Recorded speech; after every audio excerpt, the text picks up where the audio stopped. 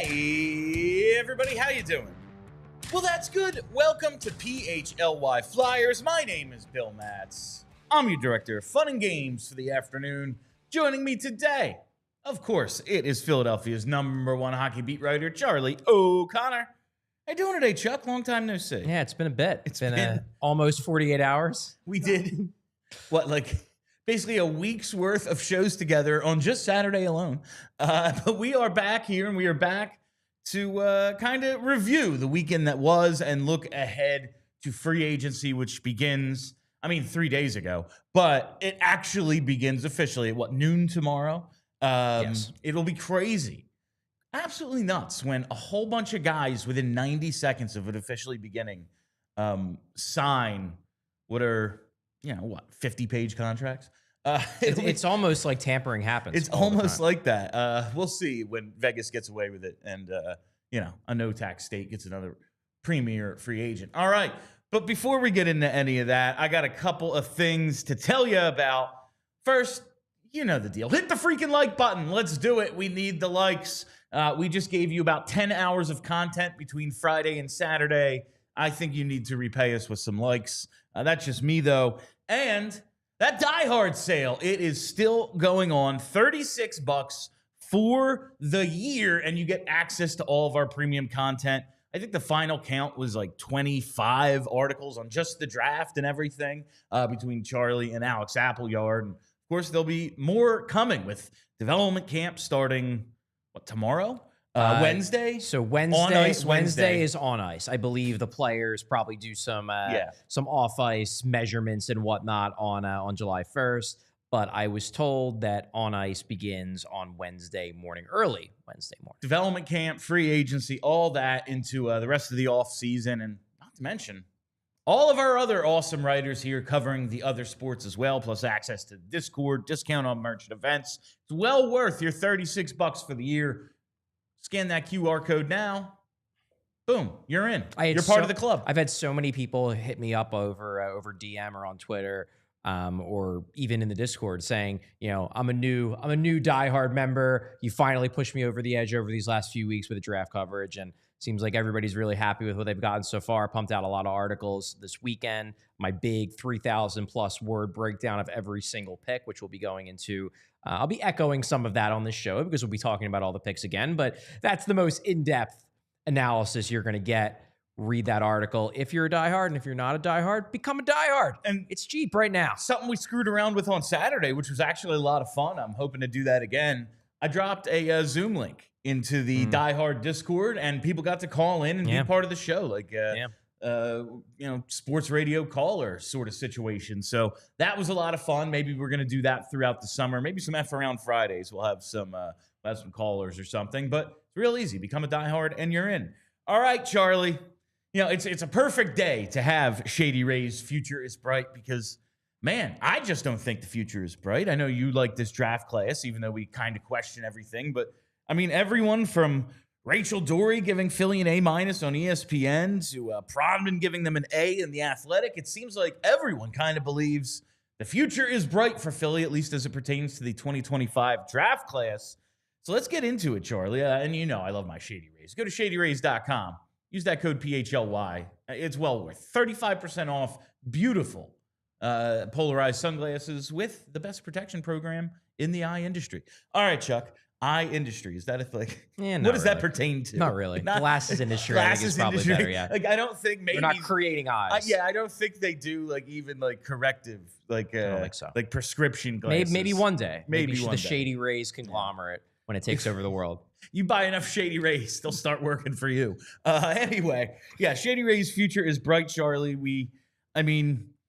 If only for the pick at 6, I'm happy. And we'll get into more, and I think they did pretty well, at least based on industry consensus. But we start round 1, pick 6. We have been told that, the Islanders were like, 16 and 17, how about it? And Danny was like, and what? Yeah, it would have been a bad trade. That's a bad trade. It's a bad trade. And as a smart person would do, he said no, or at least and what else? And they said no, nothing. And he was like, okay, click. bye. Porter Martone, please.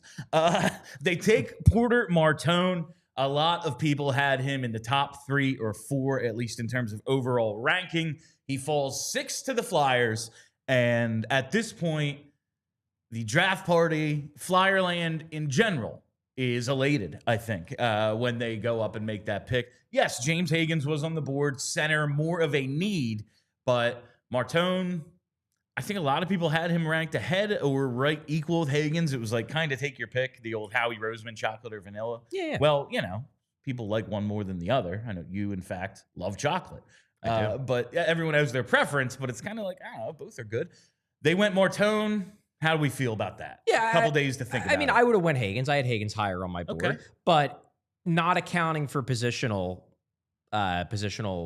need. I would have had Martone. I put Martone 6th on my board, but that was accounting for the need at center. If I'm talking purely from a talented player standpoint, I would have had Martone 4th. I had Higgins third. So, we're more or less talking about, okay, which one did you like better? Yeah. Based on what Bill Meltzer put in his article, and Bill obviously is a team employee, it just seems like the Flyers, and while I don't necessarily agree with this, I can see where they're coming from. It seems like the Flyers evaluated James Higgins that he was probably going to be a second-line center. And like a good one. Yeah, and a good one. He said the same on Flyers Daily. It was from the other day, but it was him and Murtagh talking, and it was Martone they see as, yes, a winger, but a first-line 70, 80-point guy. Yeah. Could maybe be a star if he fixes that skating. Yeah. A little bit. Yeah, it's not like he's bad, Yeah. but he could be better. Acceleration, first few steps. Higgins, maybe a really good 2C, but not franchise center. Right. And if they would have seen him or Jake O'Brien, for that matter, as a franchise center, they probably would have taken one of those two. Instead, they went with the guy who they believe has the highest ceiling, which is that of a point per game, if not star level winger. I get that. I think that is I would have went Higgins, but I think that is a reasonable way to analyze Porter Martone and James Higgins. It would not shock me if James Higgins is just a second line center. It would not shock me if Porter Martone turns into a star level winger. And if they believe that the latter is more likely to happen than the former, then sure, go with Martone. We talked all in the lead up to the draft that the tier of 4 after Schaefer and Misa was Higgins, Frondell, Denoyer, and Martone. And I think both of our opinions were they get any of those 4, it's a massive win. Hard to be upset. Because you're getting a guy who theoretically could be a true top of the lineup player on a cup contender. They got one of the 4. It's a bit of a surprise that it was the wing, but they got one of the 4, and I don't think anybody has anything major negatives to say about Martone. Everybody loves the plausible upside. Everybody loves the size, skill combination, the playmaking. There's so much to like about Porter Martone. They now have in michkov and Martone, M&M, they have the makings, the beginnings of a cup caliber core, in my opinion. Mantle and Maris, probably just as equal a duo, Charlie. No, and like just in terms of the line of thinking, you said, I think you put it on Twitter, you might have mentioned it on the show, if they were to end up with Brady Martin and they come out and go, no, we honestly think he's a 1C. Like, all right, I disagree, but that's your line of thinking. You went with the guy who you think has that ceiling. Yeah. It feels as if they said, okay, well, yeah, we need a center, but we need a really great player more. Yes. And we assess Porter Martone as the best of who is available. Yeah. And you can agree or disagree, but I like that thought process. Yeah, the way I described it in my article was it almost feels like, because it seems like there was a lot of debate in the war room over which direction they should go, which makes sense. There were a lot of good players potentially available. I definitely believe that the Flyers like Jake O'Brien. What I had heard in the lead up to the draft was that the Flyers brass spent a lot of time watching Jake O'Brien over the final, 3, 4, 5, 6 weeks of the OHL season. They were there. They watched him in person. I think they like Jake O'Brien. I think they like James Higgins. I think they were surprised that he was slipping down the draft board in the months and weeks leading up to the draft. I think they liked him too. They obviously liked Martone. But I guess where I completely lost my train of thought. Can you take over? Yeah. Thinking about what they did here at 6, I do feel, and I think this was another thing that was mentioned on Flyers Daily, like Martone falling to 6. We've talked so much about, okay, they're not going to bottom out. They even fell a couple of spots here in the draft lottery, and you end up with a guy who could have been a top 5, could have been a top 3 pick if teams had just assessed it a little bit differently. And I think they became fortunate, but I am interested to see how things go now with Hagen's just like.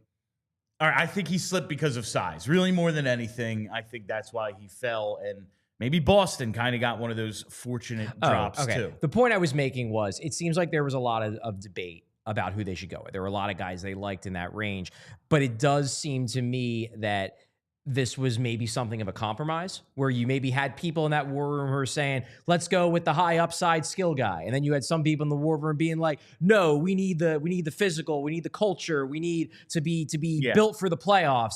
And Danny kind of maybe just listened to everybody and he's like, well, why not both? Yeah. Why don't we get the high upside skill guy who also is big and built for the playoffs? Yes, he's not a center, and that's the negative, but he checks both the boxes that we're screaming at each other about. Why don't we just do that? And then it's like, yeah, we could all agree on that. If you watch the Martone tape, is he Brady Martin in terms of the physicality? No. But there are shifts in a row, games, periods where you can see he just went what is the most important thing? Me knocking someone down in the corner for the next 3 shifts in a row. And he gets in the forecheck and does that and imposes his size and will. And then you also see, you can score around the net, a couple different ways to score, and the really, really strong playmaking. He kind of has both. I think that's a good assessment. Is he Martin? Is he O'Brien? No, but he's a real nice combination of the two. It's going, I think Martone at that point, with Frondel gone and Desnoyers, I think Martone is the one I liked best, and they came away with that. So it's hard to be upset when they got my guy with pick 6. Yeah, I think he's not Martin in the sense that he is going to be, throwing his weight around and hitting constantly, and that's his whole game. Yeah, where that's the primary thing of his game. But he's certainly a guy where no one believes that he is going to struggle in the playoffs. He's not going to have trouble getting to the net. Exactly. He plays a style that is conducive to, Florida hockey. He might not be Sam Bennett, but he plays a style people can watch James Hagens and be like, how's that going to translate? Is he going to be Matt Duchene in the playoffs where he scores 70 points in the regular season and then goes missing? That was a concern for some people. Nobody has that concern about Porter Martone. And I mentioned this in our Discord on Saturday night. One reason why I was anti-Brady Martin at 6 is because I think you can get what he brings to the table later on in the draft or in free agency. I think they may have gotten a guy who brings the Brady Martin element in round 2 in Shane Vansaghi, but we'll get to him a bit later. We will, because first we got to wrap up The Future is Bright with Jack Nesbitt. And I don't know, it's funny because I planned on doing a lot more of this player-centric, the prospect-centric shows about guys that they might be getting at 22 and 31. And we just kind of went away from it because I don't know, I didn't feel like it was getting the reception that the early ones did. And it was just we'll see. There's so many options with everyone between 15 and 40 in this draft. I don't know. They could take any number of dudes. Could have been Vansaghi at 22 and they got him where? They got him at 48, right. So it was kind of a question, but we did spend time on Jack Nesbitt, including having Corey Pronman on the show and asking him a question about him. Yeah. And then they end up with him. And I want to throw to our that little portion of the internet of the interview that we did with the internet. Yes, of course. The interview we did with Corey Pronman a couple of weeks ago when we asked about Nesbitt.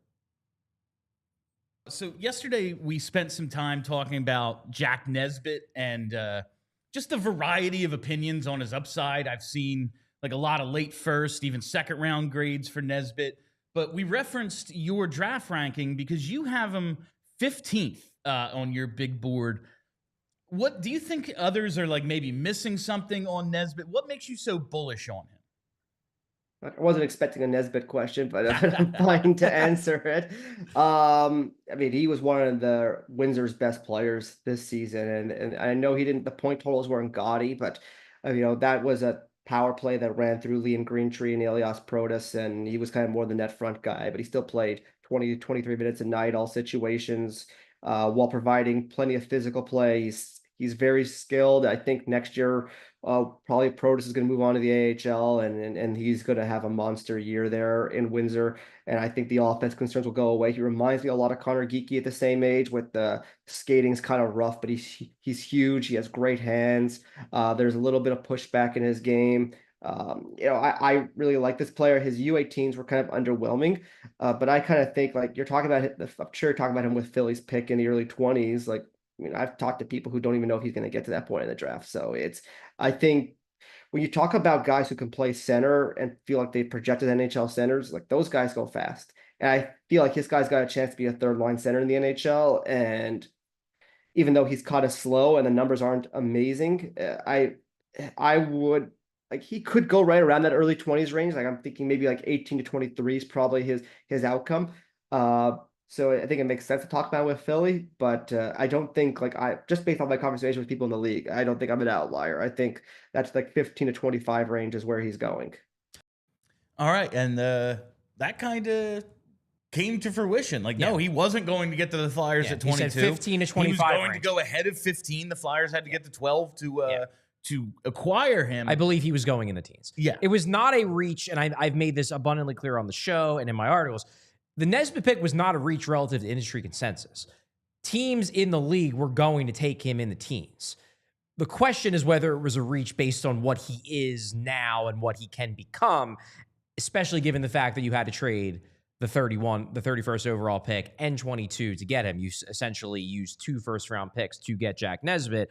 I'm skeptical of that because the skating scares me. But relative to industry consensus, like, I saw some people being like, oh, you could have just waited and got him at 22. No, you couldn't have. He would not have been there. If you wanted to get him, you're going to have to trade up. Now, just because that's the reality doesn't mean you had to do it. Doesn't mean, well, if we wanted to get him, then we would have had to trade up. Well, you didn't have to get him. You could have picked someone else. But if they did want to get Jack Nesbitt, they were going to have to trade up. He was not getting the 22. And I think that kind of, when you talk about, when Pronman talks about guys who are going to be centers, guys who are likely to stick at the position, they go fast. Now you can say, well, drafting for need is, maybe not the smartest thing in the world, but at a certain point you need to draft guys that you think can play. Like, all right, he's blocked. I would have loved Victor Eklund in that spot. Would have been great. Kashawn Aitchison. Yeah, I don't think Carter Aitchison Bear is as blocked. Those were the 3. I mean, if the Flyers would have, this would have been a more of a reach than Nesbitt. If the Flyers would have taken Cole Rezhny, I would have been through the roof. That said, he's 5'10", Nesbitt's 6'5". You can't tell me that didn't play a role there. Also, there's less concern that Nesbitt won't stick down the middle than Rezhny. I just like Rezhny a lot more. Yeah. But like Eklund, Carter Bear, Kashawn Aitchison, those are the 3 where, had the Flyers taken one of those 3 at 12 with the trade up and then did everything else they did in the draft, I would be like, this has the potential to be one of their best drafts ever. Yes. No. Instead, I'm like, real good draft, but I'm iffy on the Nesbitt move. But I will say, so where do you think, where do you land? Okay, we took a winger. He's bigger, but we took a winger. Now we need to get that center. We need to get that guy. And so even if maybe you look at it as a little bit of an overpay, and maybe it was, especially considering it's an interstate rival that you're trying to get this deal done with. You're trying to get a guy that you have identified you really want.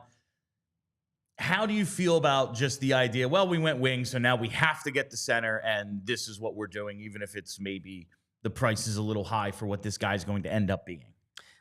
I don't love it because I guess for me, it would have been different if they got a guy with that trade up who I feel like potentially fills their 1C hole. Like, let me put it this way. If they would have traded up to 12 and gotten Roger McQueen, I would have been like, that makes sense. Because Roger McQueen, yes, big swing, big risk, but if everything hits, he could be a 1C. With Nesbitt, and I like Nesbitt's skill set aside from the skating. I think he has the plausible upside of a 2C. But they already have guys with the plausible upside of a 2C. They have Jet Luchenko, who could be a 2C if he hits. They have Zegras, who, there's a 1C plausible upside, but He's 24 and he's had 2 straight down years. I think reasonably you're hoping he gets back to 2C levels, and anything else beyond that is gravy. You trade up and you get Nesbitt. Yes, you add to your center pool. Now you have even more depth down the middle, and you have a guy in Nesbitt who looks a lot different than the guys you already have in your pool, in Luchenko, who's under 6 foot, in zegras, who's 6 foot but slight and not that physical. You definitely now have some diversity in your center pool, and that's good.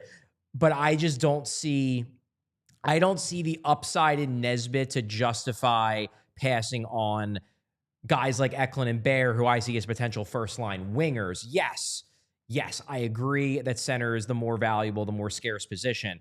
But I do think that with this pick, you prioritize positional need over plausible upside, and that's a bit disappointing to me. It is, and we'll get a little bit more into this center conversation and the use of a lot of assets on guys, none of whom may be 1Cs. You've addressed the position, but have you? All right, but first we have to take our quick commercial break. 1-800-588-2300 Empire.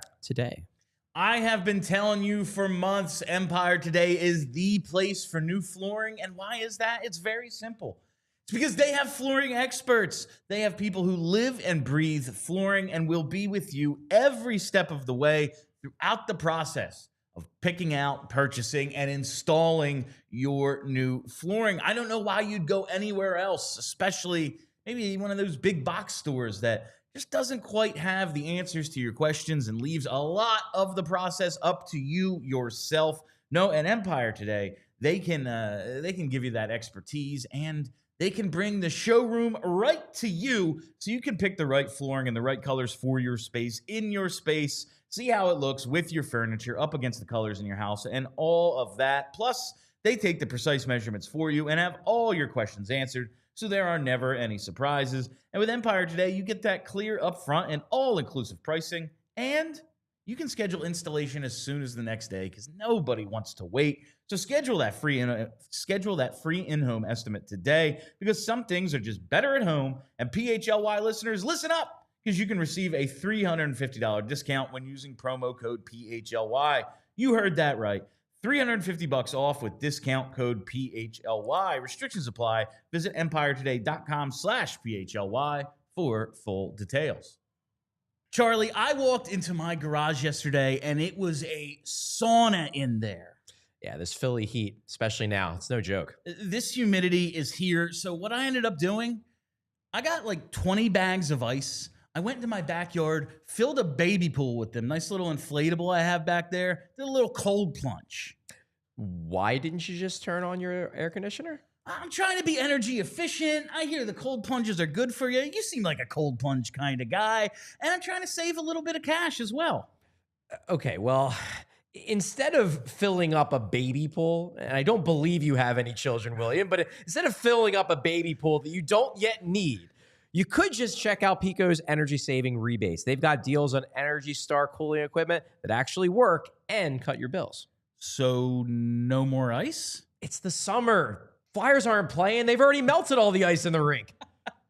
Yeah, that seems like what's up. I'm going to have to check this out. It seems like the way to go, Charlie. Thank you. So just head to pico.com/ways to save. They've got tips for everything: heating, cooling, lighting, you name it. All right. So, Charlie, the conversation about the assets, premium assets spent on center. Last year, obviously, Jet Luchenko. Now they trade down a pick. They get a little extra, and they come away with Luchenko. And then in the second round, 51st overall, Jack Berglund. This year, they don't use the 6th pick on a center, and then they use picks 22 and 31 on essentially Jack Nesbitt. Right. They spent, a second and a 4th on Trevor Zegras. They've done a ton over the last 12 months to address center depth, but it doesn't feel like, oh yeah, pencil them in, 2027 Cup champs. Yeah. 1C, the second guy to lift the cup, the second most important offensive player after Matvei Michkov is definitely this guy. doesn't feel like they're there yet. 2027 is not that far away either. It's really like 2 isn't. years. No, they will probably not win the cup in 2 years. But go ahead, Would be a Charlie. surprise, Would be I a would bit of a say. surprise. But yes, they've spent a ton of assets on all these centers, and it really just doesn't feel like, oh yeah, 1C taken care of, at least in the organizational depth chart thinking. Yeah, and I pushed Briere on that on Friday night. It basically said, are you, now that you've allocated all these assets to the center position, do you feel like it's resolved? Is this the long-term thing? And he's like, well, I wish some of these guys would be ready, but we're going to have to wait for them. I said, okay, well, based on what you think their plausible ceilings are, do you think you're done? Or do you guys still have to go out and continue to address the center issue? I didn't straight up say because you don't yet have a 1C, but they don't have that guy who you're like, yup, he could be our 1C. Maybe it's Zegras. He probably has the best chance. But again, that's not necessarily an outcome you want to count on. They've now used, as you said, 3 first-round picks and 3 second-round picks in the last 12 months on the center position. We're talking Luchenko, Nesbitt, Zegras, Matthew Gard, we'll get to in a little bit, and Jack Berglund. And none of those guys, maybe with the exception of Zegras, screams potential top of the lineup, first line center on a cup contender. To me, Briere avoiding the question on Friday tells you all you need to know, which is no. We know we still need to figure out how to get a 1C, and they might just keep taking cracks at it and keep looking around in the trade market. We laugh about like, well, it could be Connor McDavid. I don't think it's going to be Connor McDavid, but obviously if McDavid gets on the market, the Flyers, like every other team in the league, will try desperately to convince him to come to Philly. Free internet, cable, and mobile for life, Connor. Just saying. Point being is, I think Briere, if you hooked him up to a lie detector, would say, we still need to be in on every high upside center who becomes available because while they are probably higher on Jet Luchenko than I am, they certainly are higher on Jack Nesbitt than I am. And I think Danny has hopes that Zegras could turn back into the Zegras everybody thought he was 2-3 years ago. I think Briere knows that most likely none of those guys are going to be Alexander Barkov level 1Cs. Well, it's very much like, yeah, maybe it is Trevor Zegras. Maybe he comes here and suddenly it's, yo, Braden Point. Well done. Well done, Danny. But, like, unlikely. Let's get him to 60, 65 points before we're like, oh, yeah, 98. We can write it down. He's going to be a 90-plus point center. Like, let's make sure he's a center and a 2C before we put all of our, eggs in the basket of, oh, well, the center's done. And even, like, obviously they want to leave themselves some wiggle room. So if the Zegras thing doesn't work out, it's not like, well, we guaranteed you we have a 1C and now we have a second line left winger who's just okay. Maybe we don't even re-sign him, like you want to leave yourself a little wiggle room, but considering they just acquired the guy when they're talking about Zegras, it's like, well, we hope, we think he could be maybe, but there was no, like, while they're optimistic, it's definitely a cautious optimistic, at least outwardly. Yeah, and it has to be because they know that it's not a sure thing. They know that there's a reason why they got Trevor Zegras for a second-round pick and a good fourth-line center. It's because there's a lot of skepticism about his ability to become a true year-over-year impact guy who can be your top-of-the-lineup center. If everybody believed that he was going to be that, he would have went for way more. One reason why I do also like the Porter Martone pick, to bring it back to this, and in no way, shape, or form am I saying that they drafted Porter Martone so they could trade him down the road. But this is why going most talented player in the draft is so important, because they get Martone. Yes, he's not a center, but he's a big winger who plays big, who plays a playoff style. He's the kind of guy where if he becomes an 80, 90 point winger, who is 6'3", plays big, no one's going to be scared that he can't get it done in the playoffs. He's the kind of guy where maybe when he's 24, 25, if you just still can't get it done because you don't have that 1C, maybe you can trade him for a 1C. Those players always have value. In a way that maybe you wouldn't be able to do. Like, let's say you take James Higgins, and they're right on James Higgins. James Higgins is a second-line center. I don't think you're then going to be able to trade James Higgins for a first-line center unless that first-line center is like 33, 34 years old. Whereas there's always going to be a market for, big power forward wingers in their prime. This is the idea of just get as many quality assets as you can and then figure it out the way that, if you're talking about Florida, they drafted Jonathan Huberdeau super high, and then at the peak of his value, they moved him for Matthew Tkachuk, and they turned a really good regular season team into a team that can win a cup. Yeah. I'm not saying that like this is ultimately going to end with Porter Martone getting traded. I think the most likely scenario is he's going to be real good and he's going to be a Flyer for a long time. But because you got a guy with probably the highest ceiling at that pick, it gives you the option to maneuver your roster and maybe turn him into a 1C years down the road if it turns out you can't find a 1C in any other way. Yeah, I have no complaints about Martone. And the more, maybe it's just because I don't want to be down on the draft class because it does look so good outside of Nesbitt, especially through the first 2 rounds. After that, who the hell knows? Well, then you're throwing darts. They didn't make anher pick until 132 after the second round. So that was tough killing all that time. That was a long day. But like Nesbitt, I am starting to like when the thing is, he's big and he needs to work on the skating, but like he has so much skill. This wasn't just looking at a guy and going, well, he's 6'5". Like it's not that. No. Yes, that's part of it. It's clearly. But it's why it's one of the reasons why he's as good as he is. Yeah, but that's exactly. Like your physical tools lead to your skill set. Yes. Like that's kind of what happens. It seems as if he can actually play. It's not just like, I don't know, man. We just went around with a tape measure and found the biggest guy we could. It was actually, no, he's got some real good hands. If he fixes this skating, he does have that plausible 2C upside. You could see it happen. Yeah. I am coming around a bit on the Nesbitt pick. It was just the atmosphere of the draft party, Charlie. The air being let out of the balloon the way it was when they announced it was so like everyone there went, what? It was just very much a womp womp after all of the excitement of Martone and then the trade up and then Brandon Graham and then this guy who, I don't know, I saw get mocked at 21 and 22. But as Pronman said, like, yes, this is what outside analysts think of this guy based on his film. The idea that he's a 6'5" dude who's going to stick at center and has all this skill, he was going to get drafted before that. Yeah. And I think like Vancouver at 15, he definitely wasn't getting past there. We've heard Detroit wanted him. Yeah. Like there were teams that were going to take him pretty soon. I think Barry Trotz, even on the broadcast, said they tried to trade up to get a guy, a center, who eventually was another team. It was obviously the trail of breadcrumbs was Jack Nesbitt, like basically without actually saying it. And you know what? I kind of trust Barry Trotz too. Like I think that weighs into my assessment as well. After seeing the contract that he gave Nick Hague this morning, I don't know if I trust Barry Trotz. I did not see that contract. 5.5 mil a year. 5.5 a year, huh? Yeah. That's per year. That's per year. That's per year. Interesting. Interesting. I think I trust Barry Trotz, the coach, a lot. I think if I trust Barry Trotz, the general manager. I guess that's what it is. That's probably more along the. All right. We can now probably move to round 2. And this is like the Martone pick makes the draft because he's a potential star. You got him. You added him to your organization. That's a premier pick.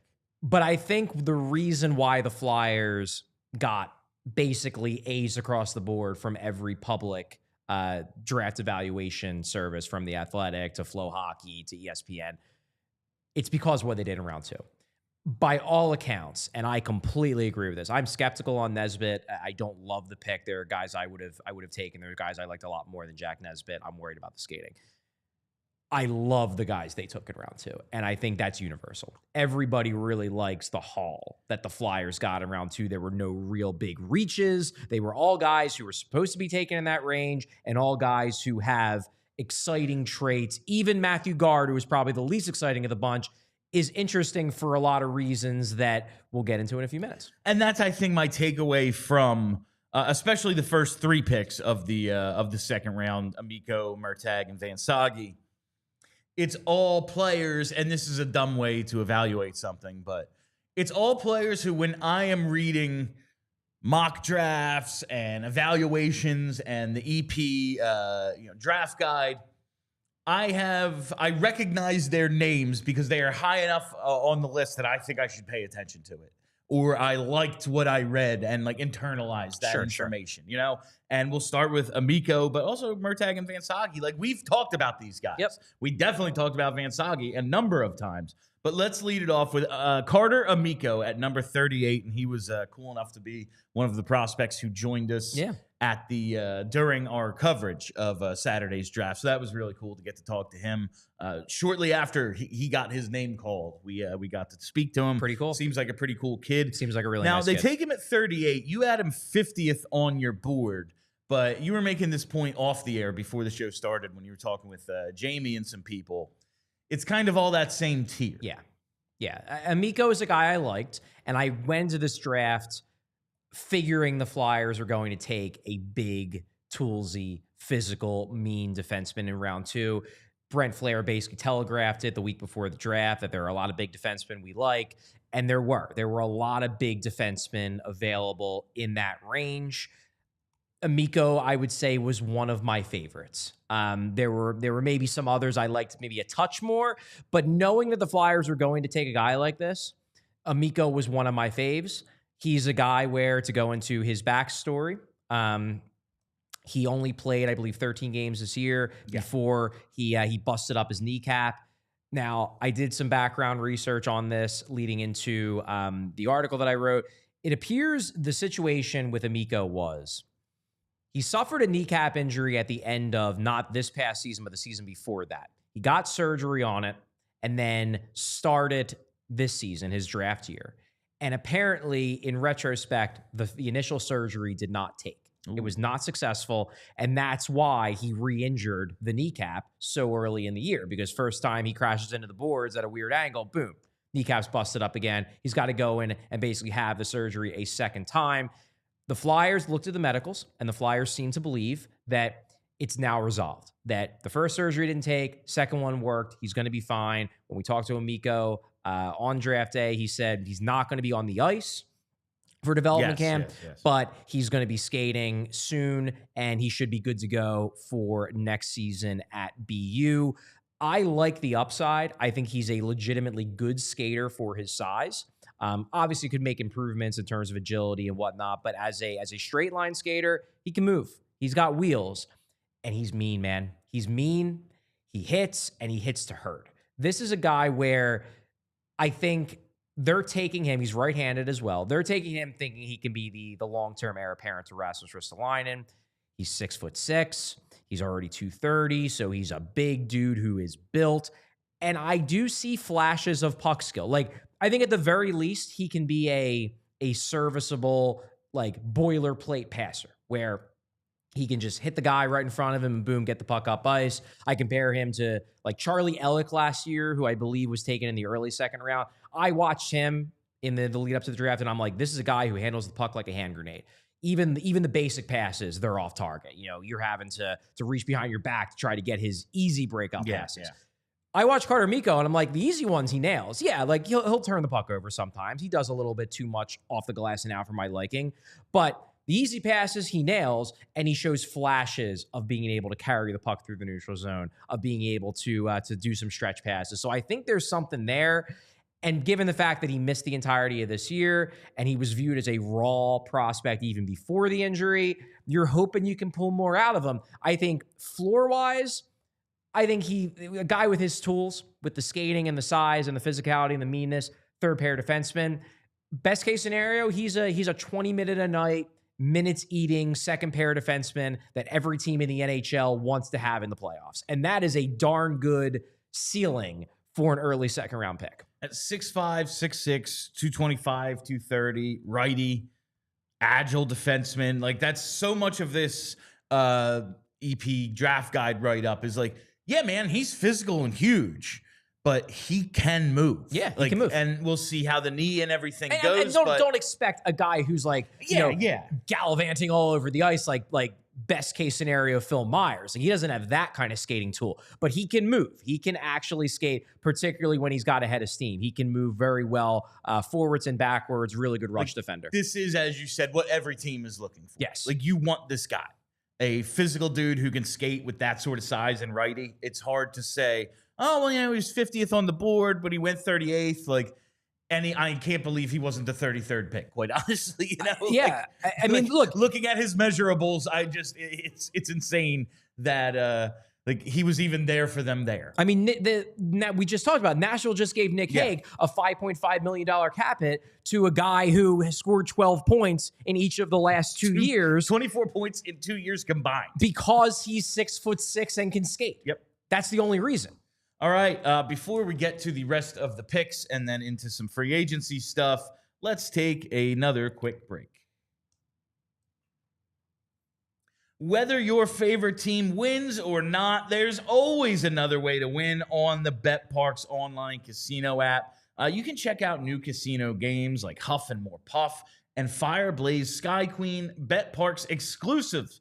It's the only app I ever use to play all my favorite casino games in the palm of my hand, whether I'm at home or on the go. You know, you can play blackjack, you can play some roulette, craps, poker, baccarat, and hot online slots like Cash Eruption, 88 Fortunes, and Cleopatra. There's also slots based on your favorite streaming shows like The Walking Dead, Squid Game, Breaking Bad, and Peaky Blinders. And it's got all of your favorite classic casino games from wherever you are. And here is an offer you just should not pass up. New users get up to $1,000 casino bonus back if you're down in the first 24 hours.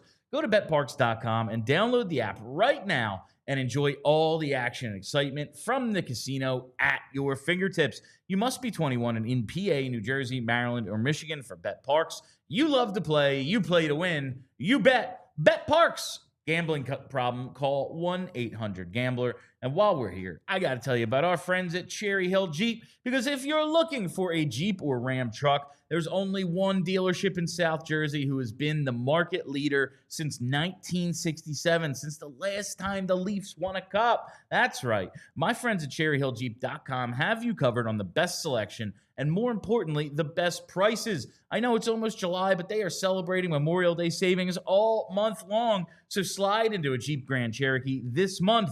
Not only is it the most awarded SUV ever, it was also named Motor Week's best midsize utility vehicle for the past 2 years in a row.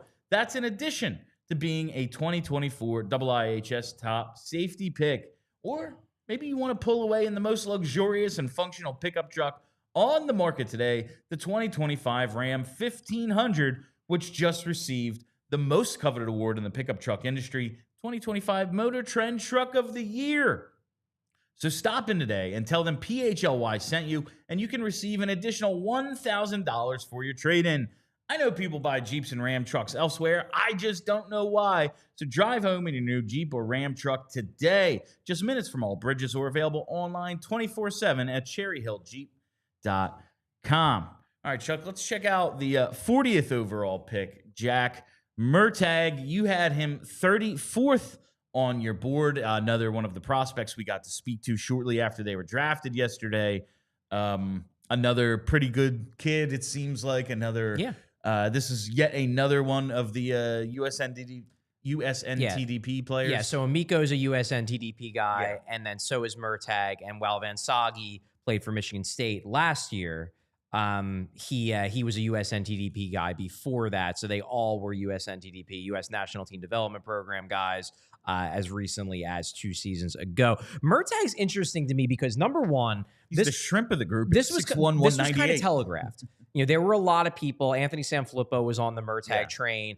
Jason Martinez mentioned Murtagh before the draft as an option. I think Bill Meltzer did as well. So this was clearly a guy who the Flyers did not hide that they liked for people who are either employees of or have some sort of partnership with the organization. He was a guy that they were willing to tell these guys, like, yeah, we really like Murtagh. And what's interesting is that Murtagh doesn't necessarily fit their preferred mold, in that his big question, he's a toolsy guy. I really like the one-timer. He's a powerful skater. He's got some power forward in him. He plays with a high motor, which I'm sure does fit their preferred MO. The big question with him is hockey IQ, and that's what Alex Appleyard said. That's why Alex is a little bit more down on Murtagh than most. He doesn't love the way Murtagh thinks the game, and the Flyers don't tend to love those kinds of guys. They tend to really highly value hockey IQ. I like Murtagh a lot. He was a borderline. I almost put him in my borderline first round tier. I ultimately ended up ranking him 34th, which makes him a value pick for me at 40. Yeah. I love the tools.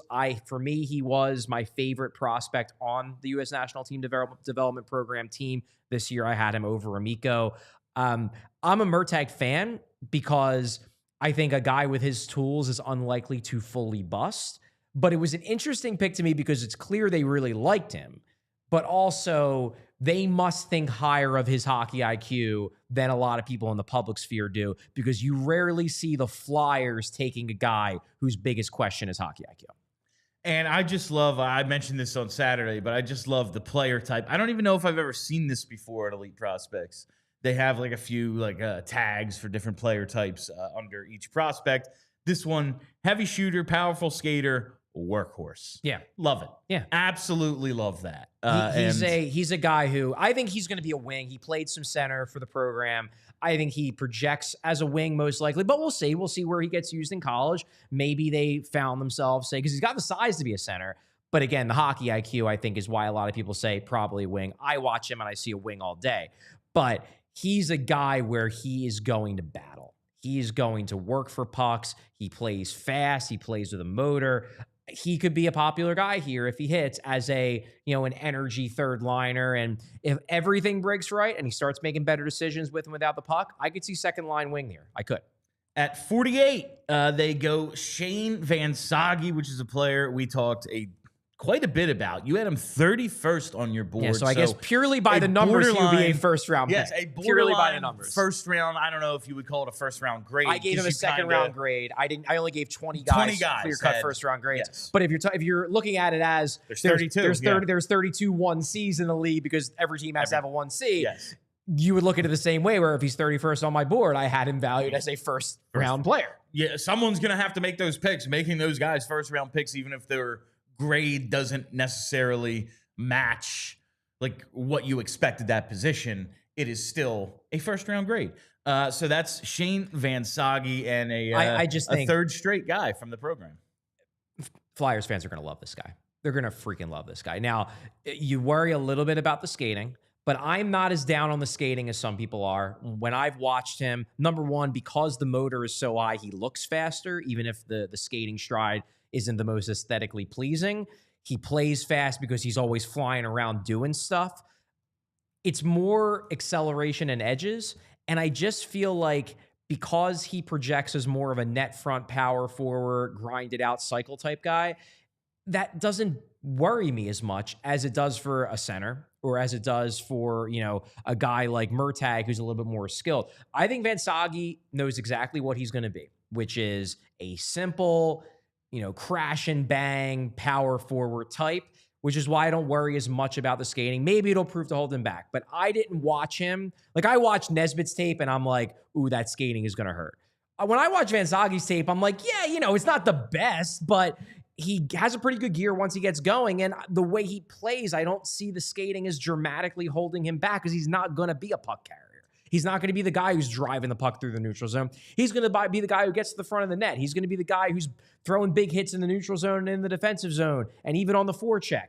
Vansaghi's fun, man. He has fan favorite written all over him. I'm a big Shane Vansaghi fan. It's just it's funny how we talked about, for all this talk of the Flyers are going to do Flyers stuff, you look at a lot of the moves they've made under Briere, and it's like, they turned Cutter Gauthier into Jamie Drysdale. They went and got Trevor Zegras. Like, they haven't really they gave Travis Konechny an 8-year contract. Like, they haven't so much focused on, okay, we got to get bigger, stronger, tougher. We got to be the Flyers people expect when they see the Flyers.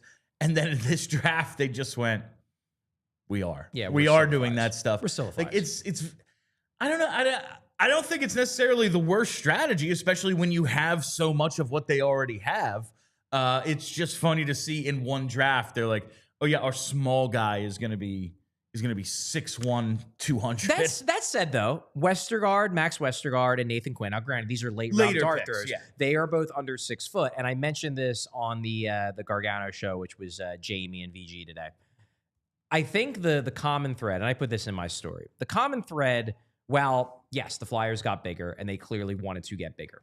the Florida effect was in full effect for the entire NHL at this draft, not just the Flyers. But they did get bigger, and I think they wanted to. But more so than size, I think the focus was on competitiveness. They wanted guys with high motors, and they wanted guys with high compete levels. Even the small guys, even Westergard and Quinn, grade out very well as guys who are always flying around doing things. I think their focus, and I do think a lot of this was Rick Tocchet. Rick Tocchett's our coach. This is the kind of player he loves. Let's get a bunch of Rick Tocchet type guys. Now, maybe Rick Tocchet won't be the coach when a lot of these guys are making the NHL. NHL coaches often don't last very long. But I do think that maybe it was a case of Tocchet. I talked about this a little bit on the show on Saturday. Tocchet comes in, they're having a conversation about the future of the organization. And they're trying to convince Tocchet to come here. And they ask the potential new head coach, Rick, what do you think we need more of? Rick's like, I think I like a lot of the pieces you got, but I think you could use guys who, have that dog in them. And they're like, don't worry, Rick, we're going to do that this draft. Yeah. I think that was the primary emphasis is let's get guys who are built for playoff hockey. Let's get guys who play fast, who play hard, who play heavy. And look, most likely those guys are going to be big. But for example, like Denver Barkey's small as hell, and he has that. He's got that dog in him. Dog's got that Barkey in him. I think Tocchet will like a Barkey guy because even though he's small, he plays like that. They got in this draft a bunch of guys who play like Barkey, but are 6'2", 6'3", 6'4". And at 57, the Flyers take Matthew Gard. That is the pick they got from moving from 36 down to 38 earlier in the round. You had him 56th on your board, so yet another value win for the Flyers here, even if it was quote-unquote overdrafting of Amico. Everyone else they got later than you had them ranked, so it all kind of evens out in my mind. What can you tell us about Gard? Yeah, Gard's interesting because if you look at his offensive numbers, not that impressive. No. He's basically half point per game in his draft here. Those guys usually not go around two. But he played for a team that doesn't score, like, at all. He was actually the leader of his team in scoring in Red Deer. Very defensively oriented, spent a lot of time, in their own zone. Gard is known for his defensive acumen. He's also huge. He's 6'4". He probably projects as a bottom six center, but I like the skating. I think he's a good skater, especially for his size. And I think there's more there offensively. I think, look, I see him as a 3C best case scenario, but he could be a good 3C. He's in that Berglund range. And I'm more willing to take a throw on a Berglund type after you've already gotten me Porter Martone and Jack Murtagh and Shane Vansaghi, as opposed to, okay, well, this is our only second round pick, and we're going to go with a guy who, if all breaks right, he's a 3C. Also, Gard skates a lot better than Berglund. So I like that. I liked Gard. I remember when I was doing my research on him and I started watching tape and I looked at his numbers. I'm like, oh, I'm going to hate this guy. And then I watched his tape and I liked him more than I thought I was going to. He looks better on tape than just by looking at his stat line. You look at the stats here for the Red Deer Rebels, Charlie. Matthew Gard, 36 points in 66 games, 19 goals. He leads the team in all categories. Yeah. Then there's Ole Josephson, 35 points. He only played 48 games. And then no one else has 30 or more points. The next guy's at 28. Who the hell? How do you judge an offensive team that's never? How do you judge a player's offensive skill when they're never on offense? Now, maybe he's the reason they're never on offense, but I don't know. The third leading scorer had a quarter of a point a game. It's hard to knock a guy it's hard to judge a guy really based on any of that. All right, with the picks 132, 157, 164, they go Westergard, Vlooswyk, and Nathan Quinn. Vlooswyk, I believe. That's what it is. Vlooswyk, yes. Vloosky. I wrote it backwards and then, okay. Vlooswyk, Westergard, Vlooswyk, and Quinn. Throwing darts here. I mean, it's round 5 and 6. They clearly had a lot invested in their first, 4, 5, 6 picks, and then it's okay. These later round guys. Vlooswyk is a big defenseman. Just adds to that whole size thing. He's a big physical guy. Maybe they found someone. I think it's unlikely if he slipped all the way to the end of round 5 in a draft where everyone was taking big dudes that they found a diamond in the rough in Vlooswyk. But I'm keeping an open mind. I'm intrigued to see what he'll look like at development camp this week.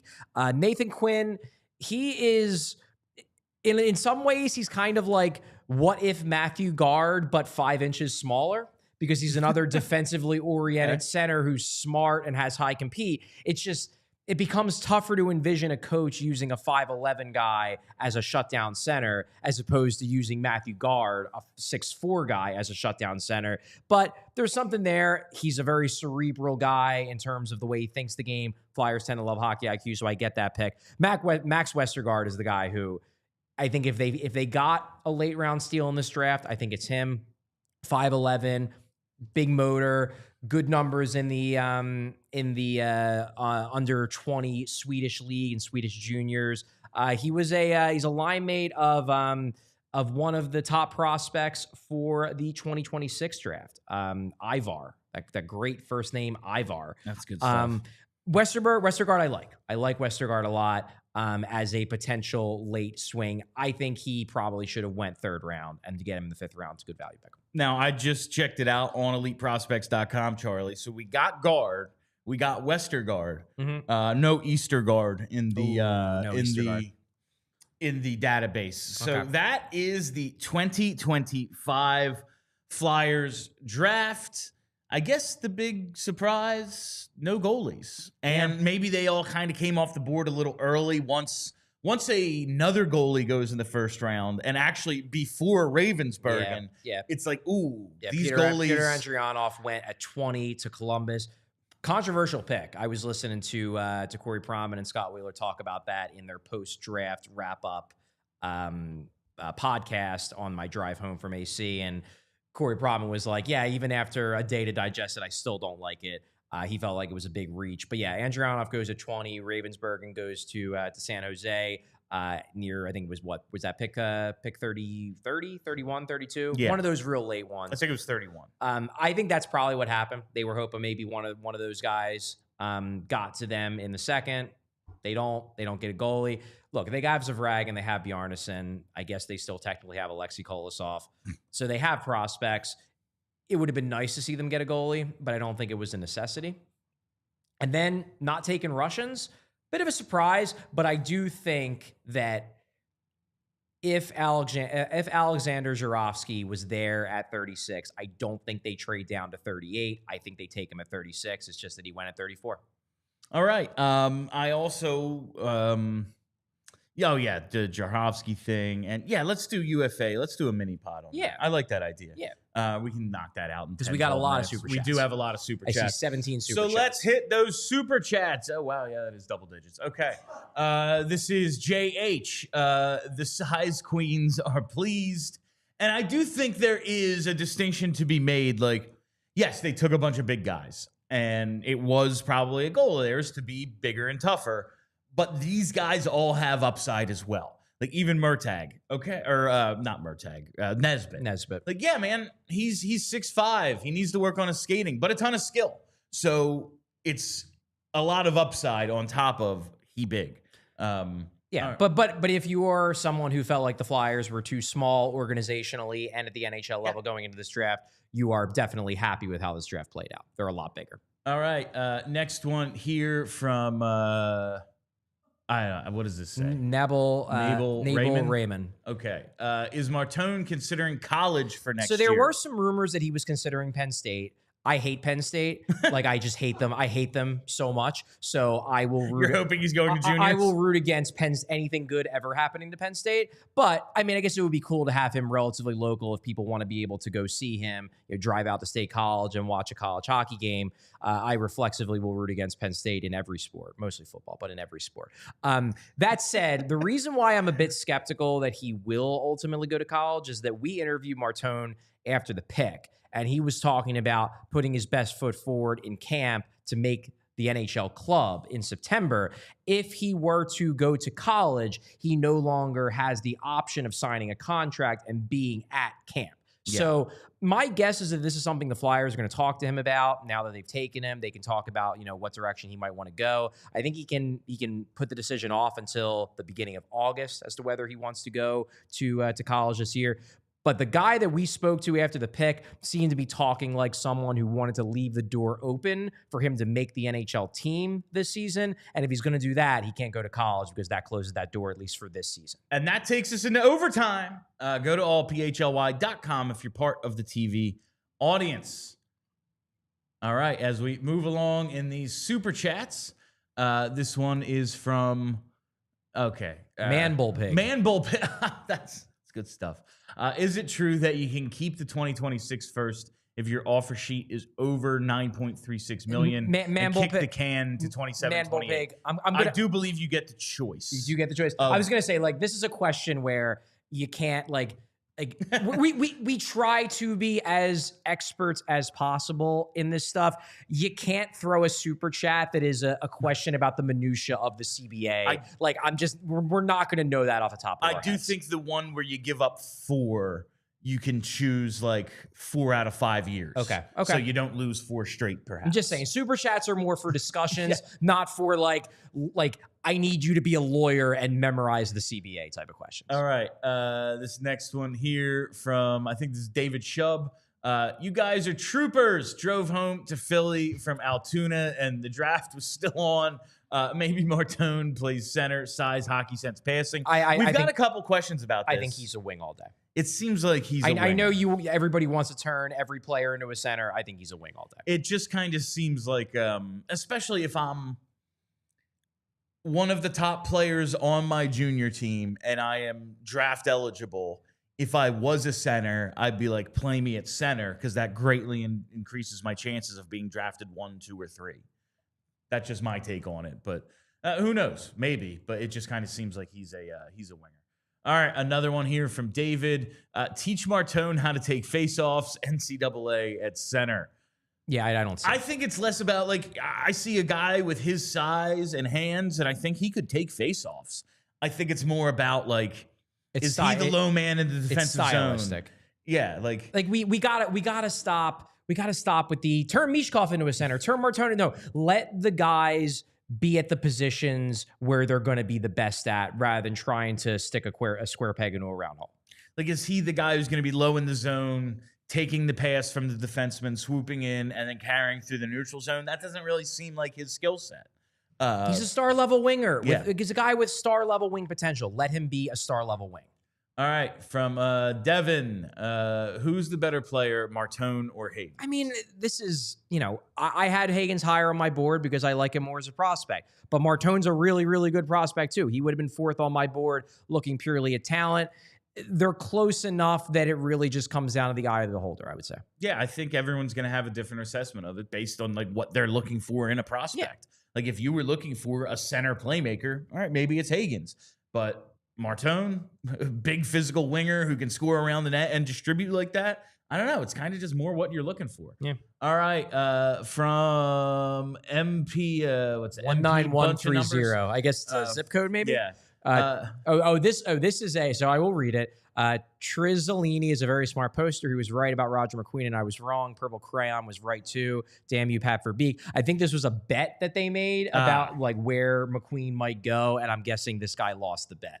On 32 Thoughts, they were saying the league kind of knew if you wanted McQueen, it wasn't getting past Anaheim, so you better jump in there. And some teams tried, but ultimately he does get to and not past 10. Right.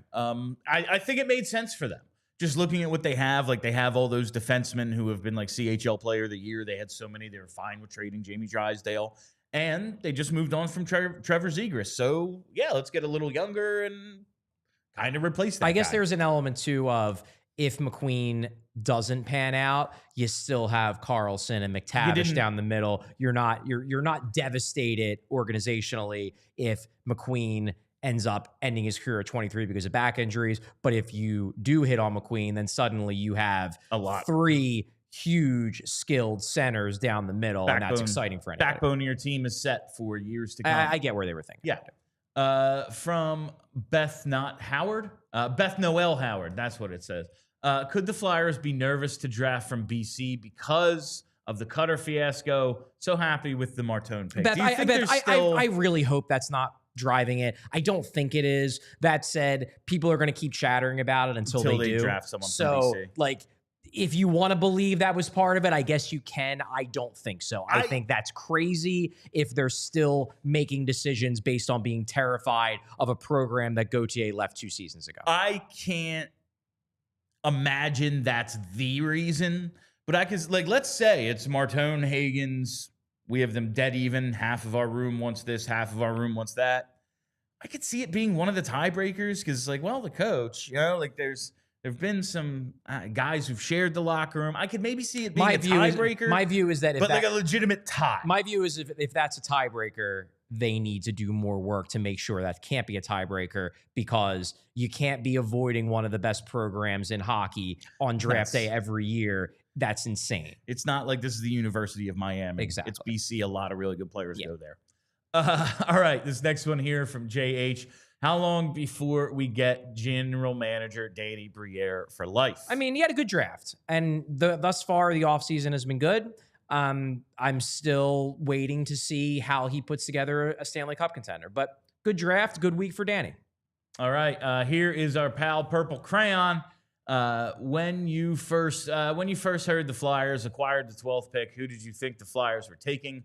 I thought it was going to be Jackson Smith. Personally, I thought maybe Carter Bear. I was hoping Aitchison or Eklund when they we couldn't really hear. I didn't think it was going to be Eklund, but I thought Carter Bear. I could have seen Aitchison. I was really, really crossing my fingers that they were going to go for Rezhny just because I love him. And I did hear that the Flyers liked Rezhny. It obviously wasn't. We really couldn't hear at the party all that well. So when they said Jack, I thought it was Jackson Smith they were announcing. And then it was Jack Nesbitt. I was like, wait, what? Okay. All right. Need to reset a little here. But yeah, they had a lot of options. And I think that was kind of the thing. It was like nobody thought one of those options was Nesbitt there. All right. From Jim Borger, given the coaches who were hired this year, Muse, Sturm, Q et al., do you think Tocchet skeptics are now seeing that we got the best available candidate? No, I think the biggest Tocchet skeptics are still Tocchet skeptics. Yeah. That said, the more you hear from Rick Tocchet, and I predicted this, I think people are more optimistic about Tocchet just because he is a good communicator, and now that he is somebody that you're actually hearing from rather than just being this, name out there that you can just look at his record. Now you're actually hearing people interview him. You're like, I kind of like what I hear. I think people are probably more open to it, but I think the people who are Tocchet skeptics remain Tocchet skeptics. Absolutely. And I guess it's how do you define best candidate available? Like, I don't know, man. Think what you want about Coach Q. I don't know if I would have hired him, but the guy does have three cups. Like maybe the situation you're in Anaheim a little different than here. It makes sense, but he did win 3. So it's hard to say. Like, he's a very good coach. Talk the best candidate available. I am more on board than I was, but I don't know. Who the hell knows? All right, this one from Faulkner Fiosa. Living in Everett, I really wanted Carter Bear. I think Carter Bear was one of the players people were like, yeah, this makes sense here. And they went a different way. He went 13. He went right after the Flyers pick. So, yeah, I would have been very happy with Carter Bear. They didn't go that route. All right.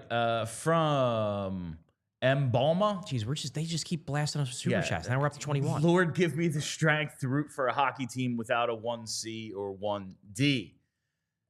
Yeah, those are the holes that they still need to fill, and that's why they're so excited to have all this cap space soon. That's the thing, is how they're going to have to try to do this now if it's going to be in a certain amount of time. You needed star players. And Porter Martone has a real good chance to be a star. Yes, you need a 1C, you need a 1D, but you needed stars, and Martone has extremely high upside. All right, from Flyers Chirp. If McDavid had red hair, he'd be a Flyers lock. Sure. Probably. All right, from Tim 4230. Mock drafts had Flyers taking a goalie in the first round. Do we think this changed because of the Nesbitt trade up, or maybe they had no intent all along? I think some people can fall into the trap of equating what is in a mock draft with what is going to happen. Be like, well, I saw all these mock drafts and I'm taking a goalie. What happened? Like, well, the mock drafts were wrong. It's like, yeah. And like, listen, I get it if I'm doing a mock draft and I think the Flyers, what do the Flyers need? A goalie. Why? But like 5 years from now, when that goalie is ready, is it still going to be a need? Yeah, unclear. Like, this is kind of like, yes, you're just trying to connect dots when you're doing a mock draft. The team has other things in mind. I think there were goalies they liked, but the board didn't fall in a way where it made sense for them to take them. All right, from Linden 49, I predict the return of the Philly flu. Yeah, they got bigger and tougher. I think it's going to be a lot harder to play against them in the coming years. Yeah, 3-4 years down the line. Exactly. From JH, offer sheets. Whatever. We will eventually talk about offer sheets. It's going to be real fun when there are no offer sheets this summer. None whatsoever. And like, this is kind of with all the cap space everyone has. This is kind of the last year where maybe it's a thing. No, I don't think. I could see more. I just think that like it falls into the same boat as all of the talk about, there's going to be trades all at this trade. All these trades. Like, you have to remember that people in media want things to happen, and they are going to report every rumor possible. It just seems like people, the insiders and people in media are giddy for offer sheets because they know fans are giddy for offer sheets 100%. Without actually knowing if there's going to be any offer sheets. They're just hoping. Everyone's hoping. All right. From Zach Weeks. Was this a defining draft for the team's future? You got Porter Martone, so I think so. Yeah, like if you have the winger who could very well be opposite Matvei Michkov for the length of their time in Philadelphia together, I would say so. Yeah. And I think it kind of created an identity for what they want to be going forward, despite us kind of thinking, again, I don't think they get pushed around a lot, but they are a small-ish team, maybe especially they want to do some of the pushing. And now they're not, at least in terms of overall organizational direction. All right, from Mellerman, we got to actually talk to him. He was one of our callers yesterday. Outstanding draft coverage. Everyone on the team did great. Steve Kelly, Bill, Charlie, Brinnett were amazing. By the way, you can call me Mike. Mike Mellerman. It is like he was Mellerman in the thing. I was like, well, this can't be your first name, but it's all we know. We're just going to call people by their handles. Yes, exactly. Yeah. But what's up, Mike? Thanks for joining us yesterday. From Vineet Singh, nothing wrong with a deep pipeline of second, third liners and second, third pairing D. As long as Buffalo is around, we'll be able to trade our quantity for their quality. And getting big guys, too. What are the trades where teams tend to overpay on? Trading for big guys. Yeah, again, Nick Hague. Maybe the Flyers can be the team that teams like, okay, well, we need to get a big physical presence, so let's trade away a 60-point winger for Shane Vansaghi 5-6 years down the road. All right, and finally from another one here from David, don't know enough about Martone. That's why I was asking. Michkov, obviously a wing. He doesn't check/play any defense. He doesn't. All my homies hate Penn State. Creeps.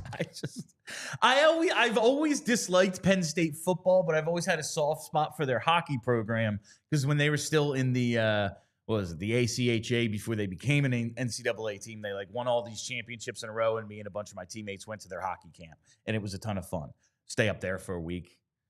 Order awesome Penn State. I do find it funny that the Pagulas care more about Penn State hockey than they do about their actual NHL hockey. That was I remember that is funny. They were talking back then, and I was like middle school, early high school, going to that camp, and it was like, we have everything we need except the building to become a Division I team. And then it was someone's gonna this real rich alum is gonna donate it. It's the guy who owns the Buffalo teams. It's very funny. All right, and that's all the time we have for you on PHLY Flyers today. Thank you all for listening. Thank you for hanging out. If you haven't already, you got to hit that subscribe button. Follow us right here on the YouTube page. So many people joined us over the weekend. If you are a new subscriber here to the PHLY YouTube page, welcome. If you haven't hit that subscribe button yet, what the hell are you waiting for? Be part of the family here and hit the like button as well. We love that.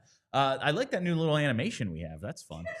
Follow us on Twitter at PHLY_Flyers. We're also on Blue Sky, and follow the podcast. Wherever you get those, just search PHLY Flyers.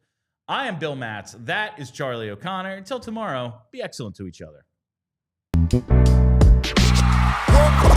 We all silly like the mayor.